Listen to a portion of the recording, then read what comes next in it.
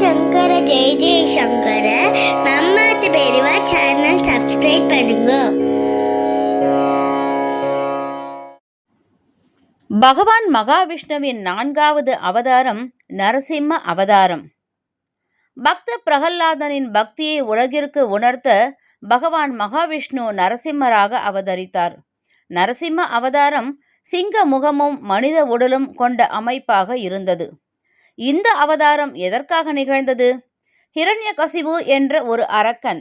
அவன் பிரம்மதேவனிடம் வரம் பெற்று தேவர்களாலும் மனிதர்களாலும் மிருகங்களாலும் எந்த ஒரு ஆயுதங்களாலும் தனக்கு மரணம் ஏற்படக்கூடாது என்றும், இரவும் அன்றி பகலும் அன்றி வானமும் இன்றி பூமியும் இன்றி எந்த இடத்திலும் தனக்கு மரணம் நேரக்கூடாது என்று வரம் பெற்றான். இந்த வரத்தால் ஆணவம் கொண்டு மக்களை கொடுமைப்படுத்தினான்.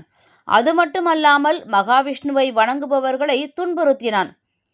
ஹிரண்யகசிபுவின் மகன் பக்த பிரகல்லாதன் மகாவிஷ்ணுவின் தீவிர பக்தனாக இருந்தான்.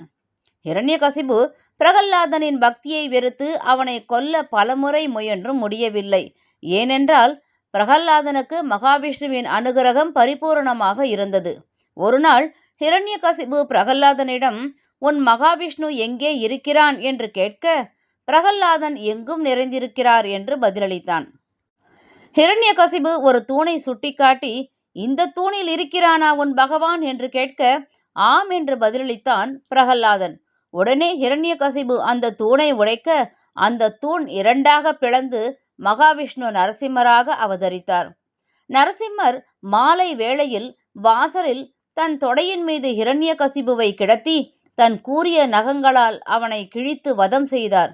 இது இரவும் அல்ல, பகலும் அல்ல, பூமியும் அல்ல, வானமும் அல்ல என்ற நிலையில் நிகழ்ந்தது. நரசிம்மர் பிரகல்லாதனுக்கு காட்சி தந்து அவனது பக்தியை மெச்சி அவனுக்கு வேண்டிய வரங்களை அளித்தார்.